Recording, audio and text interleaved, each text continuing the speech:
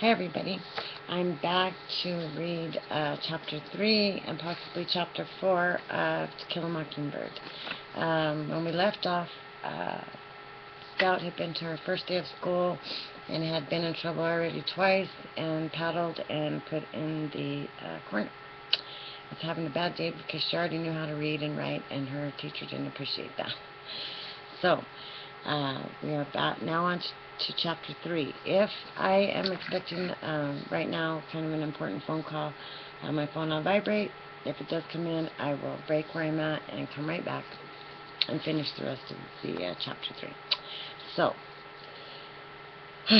catching Walter Cunningham in the schoolyard gave me some pleasure. But when I was rubbing his nose in the dirt, Jim came by and told me to stop. "You're bigger than he is," he said. "Well, he's as old as you nearly," I said. "He made me start off on the wrong foot." "Let him go, Scout." "Why?" "Well, you didn't have any lunch," I said, and explained my involvement in Walter's dietary affairs. Walter had picked himself up and was standing quietly listening to Jim and I. His fists were half cocked as if expecting an onslaught from both of us. I stomped at him to chase him away, but Jim put out his hand and stopped me. He examined Walter with an air of speculation. "Your daddy, Mr. Walter Cunningham from Old Sarum?" he asked, and Walter nodded. Walter looked as if he'd been raised on fish food. His eyes, as blue as Dill Harris's, were red-rimmed and watery. There was no color in his face except at the tip of his nose, which was mostly pink. He fingered the straps of his overalls nervously, picking at the metal hooks. Jim suddenly grinned at him. "Come on home to dinner with us, Walter," he said. "We'd be glad to have you." Walter's face brightened and then darkened. Jim said, "Our daddy's a friend of your daddy's. Scout here, she's crazy, but she won't fight you any more." "I wouldn't be too certain of that," I said. Jim's free dispensation of my pledge irked me, but precious noontime minutes were ticking away. "Yeah, Walter, I won't jump on you again. Don't you like butter beans? Our cow's a real good cook." Walter stood where he was, biting his lip. Jim and I gave up, and we were nearly to the Radley place when Walter called, "Hey, I'm a-comin'." When Walter caught up with us, Jim made pleasant conversation with them. "Hank lives there," he said cordially, pointing to the Radley house. "Ever hear about him, Walter?" "I reckon I have," said Walter. "Almost died first year I come to school and ate them pecans. Folks said he poisoned 'em and put 'em over on the school side of the fence." Jim seemed to have little fear of Boo Radley now that Walter and I walked beside him. Indeed, Jim grew boastful. "I went all the way up to the house once," he said to Walter. "Anybody who went up to the house once ought not to still run every time he passes it then," I said to clouds above. "And who's running, Miss Priss?" "Well, you are, when ain't nobody with you." By the time we reached our front steps, Walter had forgotten he was a Cunningham. Jim ran to the kitchen and asked Calpurnia to set an extra plate. We had company. Atticus greeted Walter and began a discussion about crops neither Jim nor I could follow. "Reason I can't pass the first grade, Mr. Finch, is I've had to stay out every spring and help Papa with the chopping, but there's another one at the house now that's just about field size." "Did you pay a bushel of potatoes for him?" I asked, but Atticus shook his head at me. While Walter piled food on his plate, he and Atticus talked together like two men, to the wonderment of Jim and me. Atticus was expounding upon farm problems when Walter interrupted to ask if there was any molasses in the house. Atticus summoned Calpurnia, who returned bearing the syrup pitcher. She stood waiting for Walter to help himself. Walter poured syrup on his vegetables and meat with a generous hand. He would probably have poured it into his milk glass had I not asked what the Sam hell he was doing. The silver saucer clattered when he replaced the pitcher, and he quickly put his hands in his laps, and then he ducked his head. Atticus shook his head at me again. "But he's gone and downed his dinner in syrup," I protested. "He's poured it all over the—" It was then that Calpurnia requested my presence in the kitchen. She was furious with me, and when she was furious, Calpurnia's grammar became erratic. When in tranquility, her grammar was as good as anybody's in Macomb. Atticus said Calpurnia had more education than most colored folks do. When she squinted down at me, the tiny lines around her eyes deepened. "There's some folks who don't like us." There's some folks don't eat like us, she whispered fiercely, but you ain't called on to contradict 'em at the table when they don't. That boy's your company, and if you want to eat up the tablecloth, you're going to let him, you hear me? He ain't company, Cal, he's just a Cunningham. Hush your mouth, and don't matter who they are. Anybody sets foot in this house is your company, and don't you tell me catch you remarking on this and their ways like you are so high and mighty. Your folks might be better than the Cunninghams, but it don't count for nothing the way you're disgracing them. If you can't act fit to eat at the table, you can just sit here and eat in the kitchen. Calpurnia sent me through the swinging door to the dining room with a stinging smack. I retrieved my plate and finished dinner in the kitchen, thankful, though, that I was spared the humiliation of facing them again. I told Calpurnia to just wait. I'd fix her. One of these days, when she wasn't licking, I'd go off and drown myself in Barker's eddy, and then she'd be sorry. And besides, I added, she'd already gotten me in trouble once today. She had taught me to write, and it was all her fault. "Oh, hush your fussing," she said. Jem and Walter returned to school ahead of me. Staying behind to advise Atticus of Calpurnia's iniquities was worth the solitary sprint past the Radley place.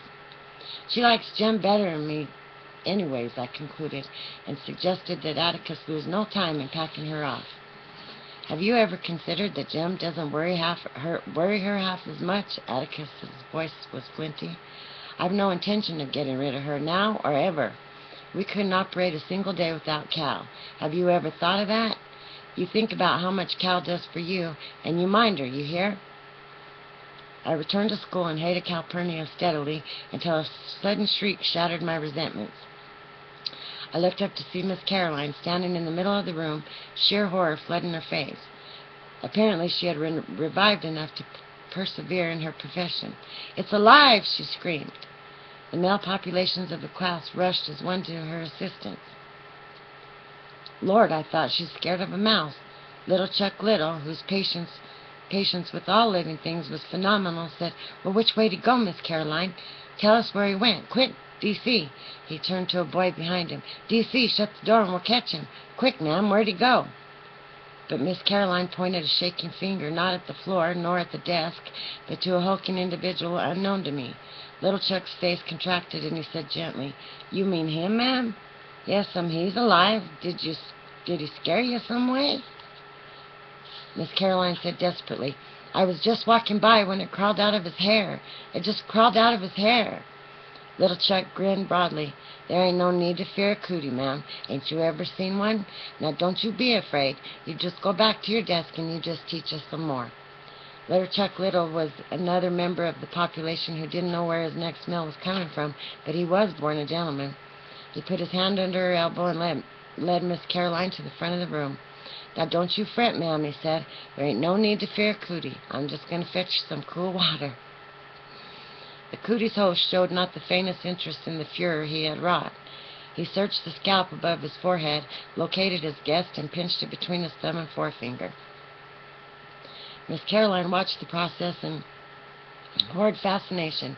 Little Chuck brought water in a paper cup, and she drank it gratefully. And finally she found her voice. "What is your name, son?" she asked softly. The boy blinked. "Oh, who, me?" Miss Caroline nodded. "I'm Burris Ewell." Miss Caroline inspected her roll book. "I have a Ewell here, but I don't have a first name. Would you please spell your first name for me?" "I don't know how. They call me Burris at home."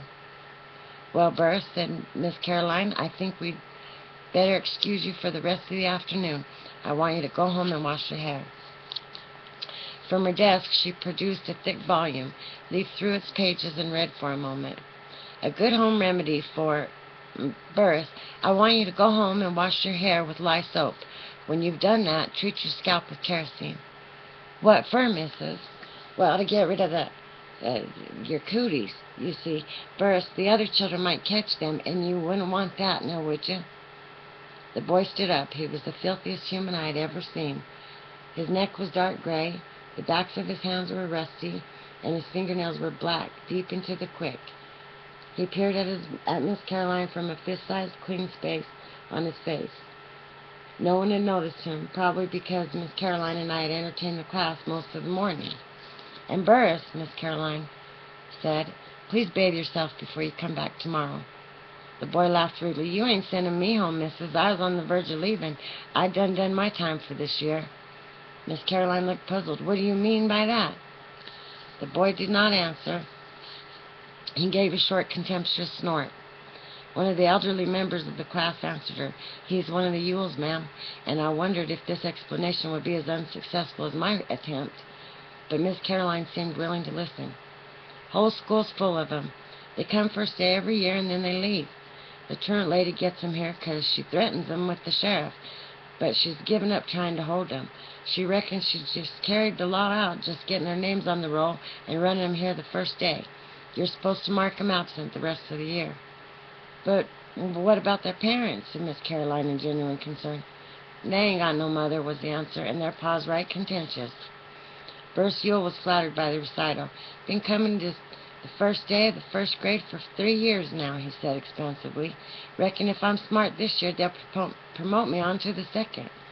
Miss Caroline said, "Sit back down, please, Burris," and the moment she said it, I knew she had made a serious mistake. The boy's condescension flashed to anger. "You try and make me, missus." Little Chuck Little got to his feet. "Let him go, ma'am," he said. "He's a mean one, and a hard-down mean one. He's liable to start something, and there's some little folks in here." He was among the most diminutive of the men, but when Burris Ewell turned toward him, little Chuck's right hand went to his pocket. "You better watch your step, Burris," he said. "I'd soon as kill you as look at you. Now go home." Burris seemed to be afraid of a child half his height, and Miss Caroline took advantage of his indecision.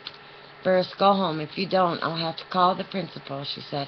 "I'll have to report this anyway." The boy snorted and slouched leisurely to the door. Safely out of range, he turned and shouted, "Report and be damned to ye!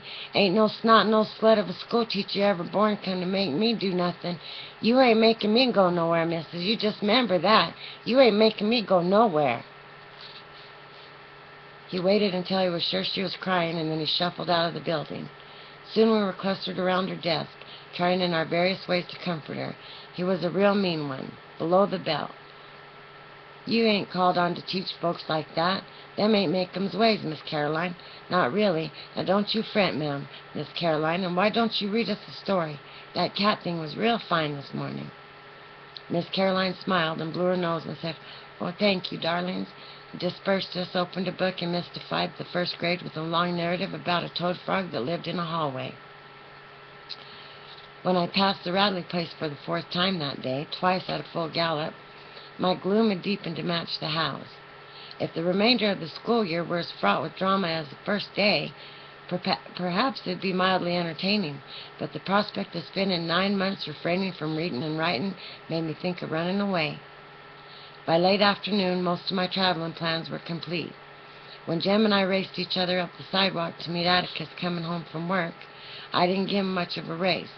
It was our habit to run meet Atticus the moment we saw him round the post office corner in the distance. Atticus seemed to have forgotten my noontime fall from grace. He was full of questions about school. My replies were monosyllabic, and he did not press me. Perhaps Calpurnia sensed that my day had been a grim one. She let me watch her fix dinner. "Shut your eyes and open your mouth, and I'll give you a surprise," she said. It was not often she made cracklin bread. She said she never had time. But with both of us at school today, it had been an easy one for her. She knew I loved cracklin bread. "I missed you today," she said. "The house got so lonesome long about 2 o'clock I had to turn on that radio." "Why? Jem and me ain't ever in the house unless it's raining." "I know," she said, "but one of you is always in a calling distance. I wonder how much of the day I spend just calling after you." "Well," she said, getting up from the kitchen chair, "it's enough time to make a pan of cracklin bread, I reckon. You run along now and let me get supper on the table." Calpurnia bent down and kissed me. I ran along, wondering what had come over her. She had wanted to make up with me, that was it. She had always been too hard on me. She had at least seen the error of her fractious ways. She was sorry and too stubborn to say so. I was weary from the day's crimes. After supper, Atticus sat down with the paper and called, "Scout, ready to read?" The Lord sent me more than I could bear, and I went to the front porch. Atticus followed me. "Is something wrong, Scout?" I told Atticus I didn't feel very well and didn't think I'd go to school anymore if it was all right with him. Atticus sat down in the swing and crossed his legs. His fingers wandered to his watch pocket. He said that was the only way he could think. He waited in amiable silence, and I sought to reinforce my position. You never went to school, and you do all right, so I'll just stay home, too. You can teach me like Granddaddy taught you and Uncle Jack. No, I can't, said Atticus. I have to make a living. Besides, they'd put me in jail if I kept you at home. Dose of magnesia for you tonight and school tomorrow. Well, I'm feeling all right, really. Thought so. Now what's the matter? Bit by bit, I told him the day's misfortunes. And she said, you taught me all wrong, so we can't ever read any more. Ever. So please don't send me back. Please, sir. Atticus stood up and walked to the end of the porch. When he completed his examination of the wisteria vine, he strolled back to me. First of all, he said, if you can learn a simple trick, Scout, you'll get along a lot better with all kinds of folks. You never really understand a person until you consider things from his point of view. Sir? Until you climb into his skin and you walk around in it. Atticus said I had learned many things today, and Miss Caroline had learned several things herself. She had learned not to hand something to a Cunningham, for one thing, but if Walter and I had put ourselves in her shoes, we'd have seen it was an honest mistake on her part. We could not expect her to learn all Makeham's ways in one day, and we could not hold her responsible when she knew no better. I'll be dogged, I said. I didn't know no better not to read to her. She held me responsible. Listen, Atticus, I don't have to go to school. I was bursting with the sudden thought. Burst Ewell, remember? He just goes to school on the first day. The truant lady reckons she's carried out the law when she gets his name on the roll. Well, you can't do that, Scout, Atticus said. Sometimes it's better to bend the law a little in special cases. In your case, the law remains rigid. So to school you must go. I don't see why I have to when he doesn't. Well, then listen. Atticus said the Ewells had been the disgrace of Macomb for their 3 generations. None of them had done an honest day's work in his recollection. He said that some Christmas, when he was getting rid of the tree, he would take me with him and show me where and how they lived. They were people, but they lived like animals. They can go to school any time they want to, when they show the faintest symptom of wanting an education, said Atticus. There are ways of keeping them in school by force, but it's silly to force people like Ewells into a new environment. If I didn't go to school tomorrow, you'd force me to? Let us leave it at this, said Atticus dryly. You, Miss Scout Finch, are of the common folk. You must obey the law. He said that the Ewells are members of an exclusive society made up only of Ewells. In certain circumstances, the common folk judiciously allow them certain privileges by the simple method of becoming blind to some of the Ewells' activities. They didn't have to go to school, for one thing. And another thing, Mr. Bob Ewell, Pierce's father, was permitted to hunt and trap out of season. Atticus, that was bad, I said. In Macomb County, hunting out of season was a misdemeanor at law, a capital felony in the eyes of the populace. It's against the law, all right, said my father, and it's certainly bad, but when a man spends his relief checks on green whiskey, his children have a way of crying from hunger pains. I don't know of any landowner around here who begrudges those children any game that their father can hit. Mr. Ewell shouldn't do that. Well, of course he shouldn't, but he'll never change his ways. Are you going to take out your disapproval on his children? No, sir, I murmured. I made a final stand. But if I can keep on going to school, we can't ever read any more. That's really bothering you, isn't it? Yes, sir. When Atticus looked down at me, I saw the expression on his face that always made me expect something.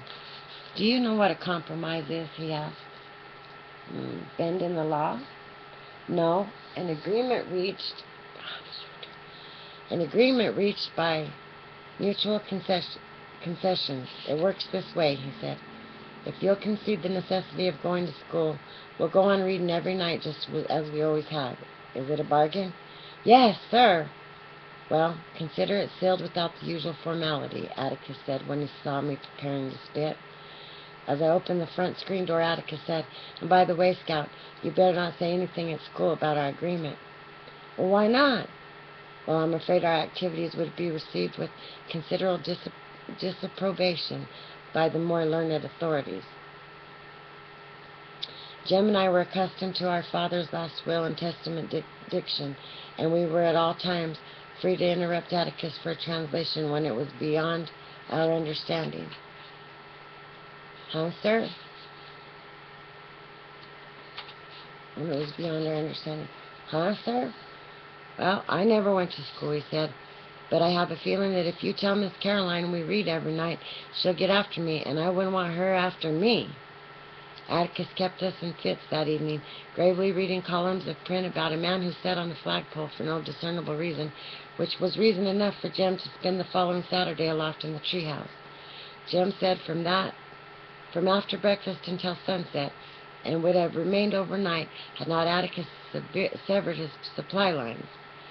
I had spent most of the day climbing up and down, running errands for him, providing him with literature, nourishment, and water, and was carrying him blankets for the night, when Atticus said if I paid no attention to him, Jem would come down. Atticus was right. End of chapter 3.